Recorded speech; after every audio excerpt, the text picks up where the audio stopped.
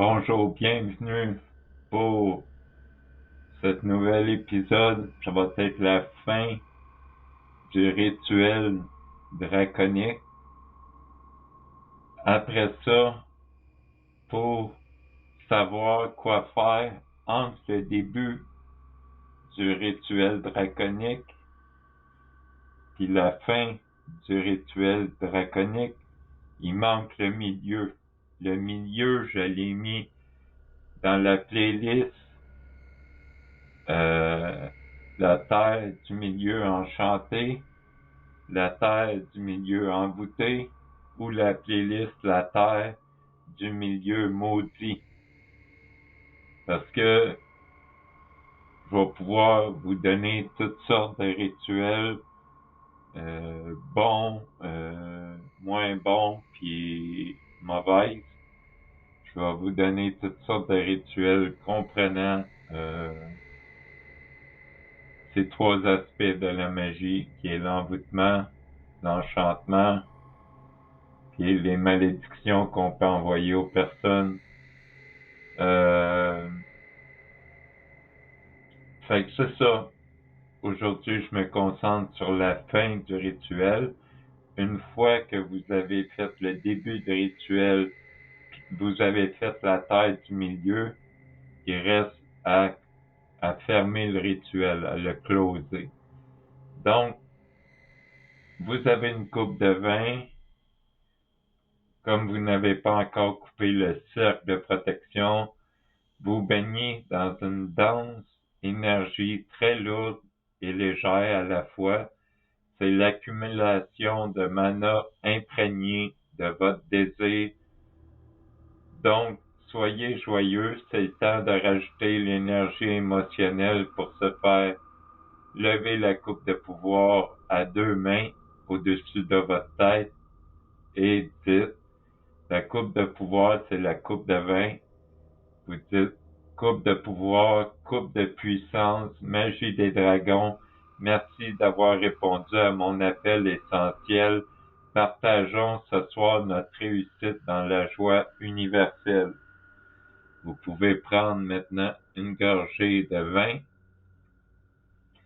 Comme sur le plan astral, votre désir est déjà réalisé et que les forces draconiques et intelligence cosmique travaille déjà à son incarnation sur le plan terrestre ou transmigration sur le plan physique comme spirituel. Soyez joyeux et buvez avec les dragons pour fêter cette réussite.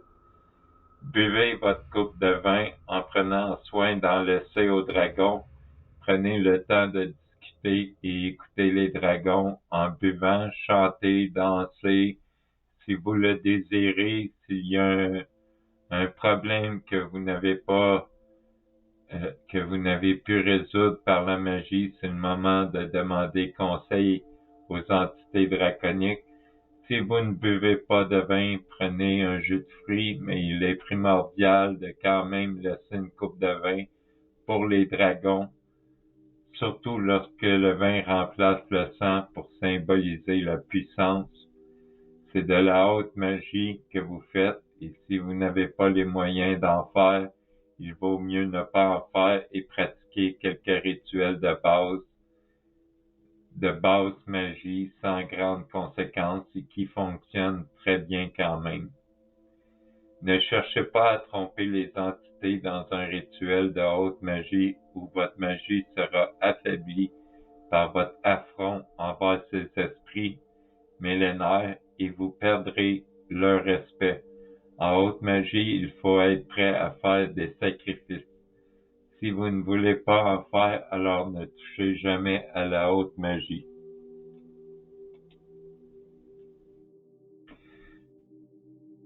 Si vous êtes en train de faire un rituel, puis vous sentez une énergie, une entité, vous sentez qu'il y a une entité qui n'a pas rapport dans le rituel, qui n'a pas d'affaire là, que c'est juste un curieux, vous allez dire 3 fois de suite, apparuit Dominus Simoni, apparuit Dominus Simoni, apparuit Dominus Simonie. Il va apparaître ou il va partir en disant Kedosh, Kedosh, Kedosh Adonai. Soit qu'il apparaît, soit qu'il s'en va en disant Kedosh, Kedosh, Kedosh Adonai. Peut-être vous l'entendrez pas, peut-être vous allez l'entendre. Des fois, c'est dans un murmure, ou si vous avez une enregistreuse, peut-être vous allez l'entendre. Bon, maintenant vous allez donner 3 coups de bâton à terre.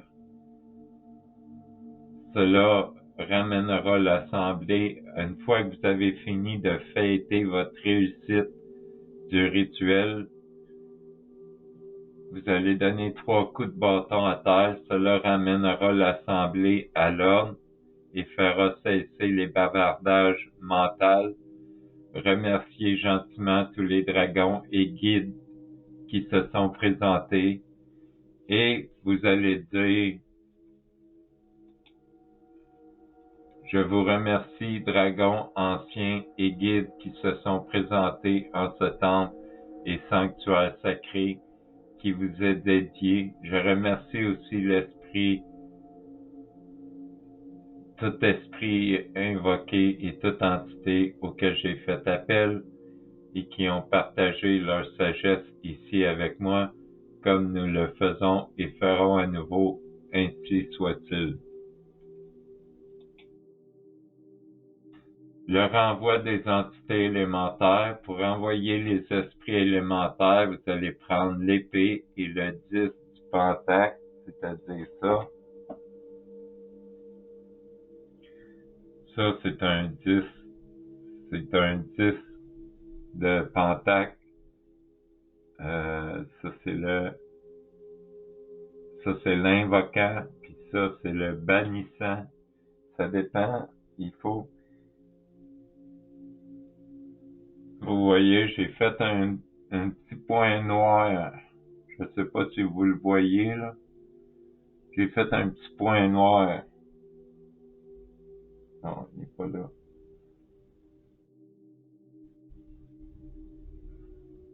Ouais, il est ici. J'ai fait un petit point noir. Vous le voyez peut-être pas. Mais moi, ça m'indique que ça, c'est le haut du pentagramme.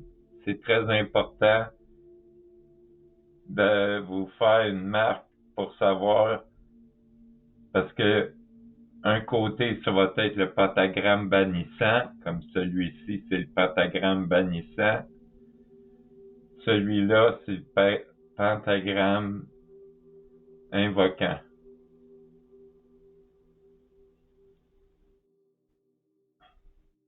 C'est comme ça qu'il va. OK? Bon. Vous allez prendre le pentagramme avec l'épée, vous allez faire face au côté que vous allez bannir. Avec l'épée, vous allez faire le pentagramme bannissant tout en montrant le pentagramme bannissant au dragon. Ainsi soit-il. Vous allez faire ça. Je vous montre comment faire. Je vous mets ici, je vais vous mettre les pentagrammes bannissants selon la direction.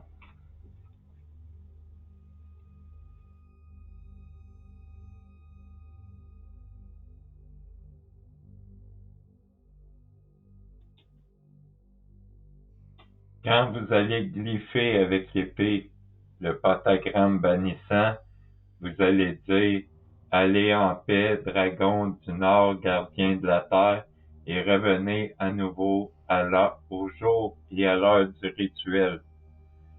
Vous allez dire ça. Après ça c'est pour le nord. Vous allez vous tourner à l'est.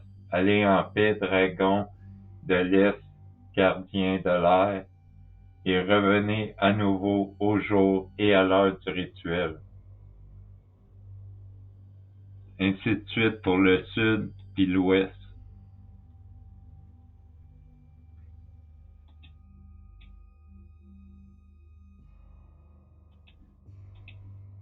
Bon, coupez le cercle. Avant de couper le cercle, vous allez prendre quelques minutes pour rester seul et sentir toute l'énergie bénéfique intense et dense de toutes les intentions réunies. Vous, les dragons, les entités invoquées, les autres personnes qui ont participé, les symboles que vous avez mis sur votre autel, les couleurs, les planètes représentées par des pentacles ou des talismans, et toute autre personne ayant pris part au rituel dans la même intention qui a été émanée durant le rituel et que la sphère de protection retient toujours. Elle contient et retient toutes les énergies et les éléments nécessaires ainsi que la force pour réaliser votre sortilège afin que votre quête et intention soient accomplies sur le plan physique. Prenez le temps de sentir toute l'intensité de la sphère comme un ballon de fête qu'on aurait trop gonflé et qui est sur le point d'éclater. Il est si rempli d'intention qu'il équivaut à des semaines de pensées positives.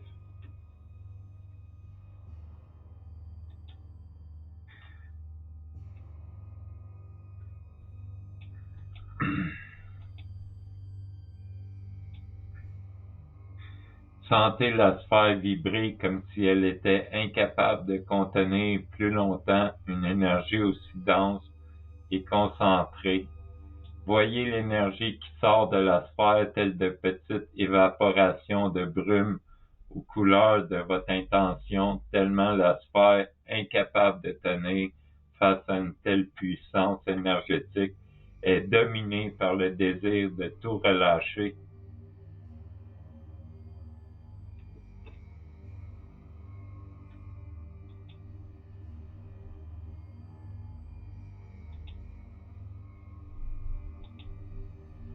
Là, vous allez dire une dernière chose.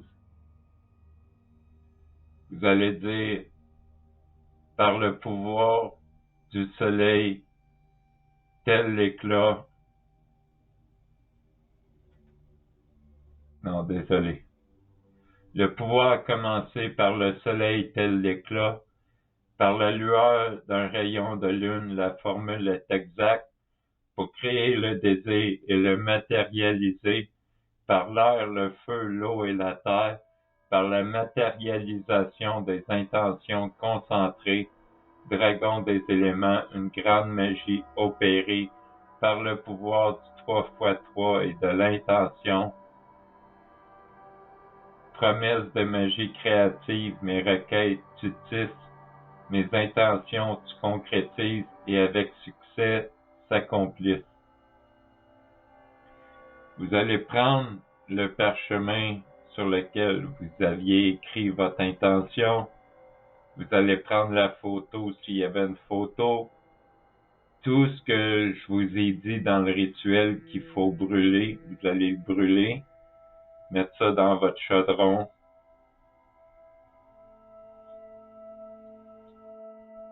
Vous allez le brûler, puis mettre ça dans votre chaudron. Pendant que ça brûle, vous allez dire au royaume de Kéter, des émanations plénières et élémentaires, que cette intention imprègne l'éther pour frapper ensuite la terre et ainsi l'imprégner dans les particules de la matière, afin qu'il soit fait dans les cieux comme sur terre. 3, 6, 9, 21, l'intention et la matérialisation ne font plus qu'un. Finis bien ce qui est ici commencé, de l'intention liée et concentrée, que ma requête réalisée soit maintenant formée.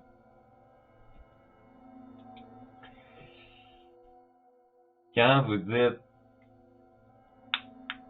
que ma requête réalisée soit maintenant formée, là vous allez briser le cercle. Comment? La sphère va éclater. Vous allez dire que ma requête réalisée soit maintenant formée. Vous allez lever votre bâton, vous allez frapper le sol en, en disant « Je brise toutes les sphères de protection, je les brise. » Puis vous frappez au sol. Puis là, vous imaginez l'éclatement de toute l'énergie qui s'en va.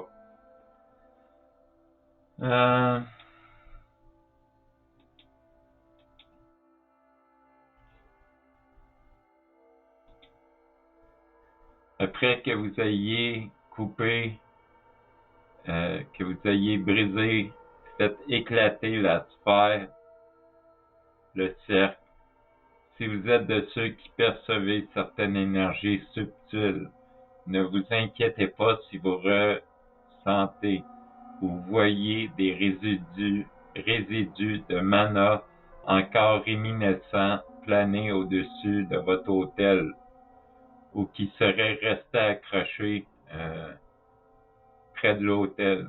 Cela est tout à fait normal. Certains la bannissent et d'autres font un renvoi à la terre, mais en magie draconique, il ne faut surtout pas faire cela. Laissez-la planer, car les dragons adorent s'en nourrir, et comme les dragons se nourrissent un peu de notre aura, ce qui est un sacrifice raisonnable lorsque nous les sollicitons, cela vous donnera un peu de répit de ce côté. Nous faisons une mise à la terre du mana seulement si une trop grande quantité d'énergie s'est accumulée après plusieurs rituels. Pour la fin du rituel, c'est simple, vous allez lâcher prise et sourire, faites-vous couler un bon vin, mangez, lisez un bon livre ou écoutez un film, comme si rien n'était en train de se mettre en place. Ainsi, le réel pouvoir du lâcher-prise se manifestera dans la réalisation en harmonique avec l'intention du départ. Autrement dit, revenez sur le plan terrestre agréablement heureux, sans raison, et faites confiance à votre rituel ainsi qu'au travail des dragons ou entités invoquées durant le rituel. Vous avez fait votre travail, laissez la magie du multivers faire le reste.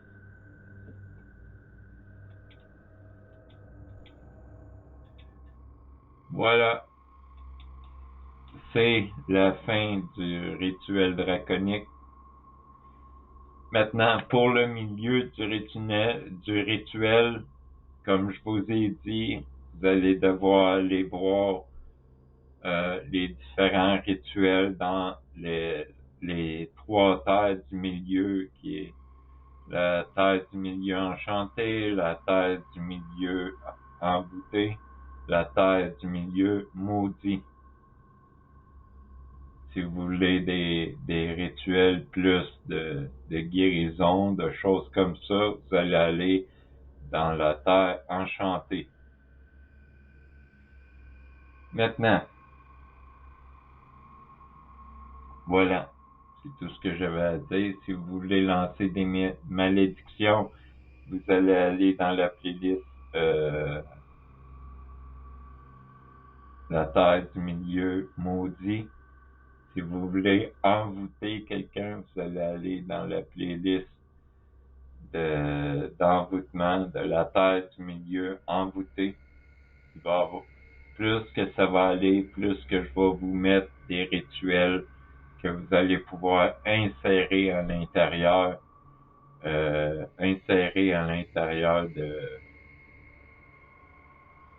du rituel draconique.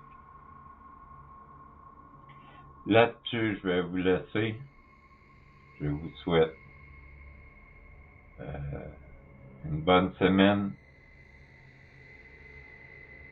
Je vous ai pas mis vraiment de choses là sur l'écran parce que c'est en français. Mais quand on va tomber dans le latin, je vous mettrai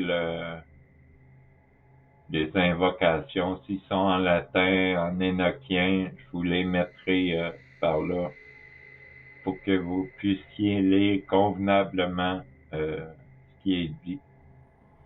Voilà, je vous laisse.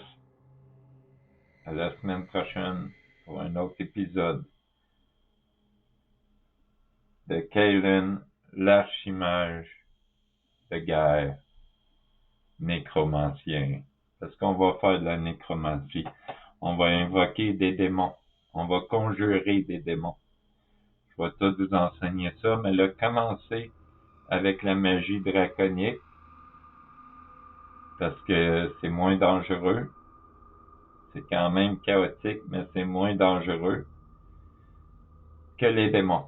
Donc, commencez par vous familiariser avec la magie draconique, qui est plus simple à maîtriser qu'à maîtriser des démons. Bon, là-dessus, je vous laisse, c'est vrai, là. À plus, bonne semaine.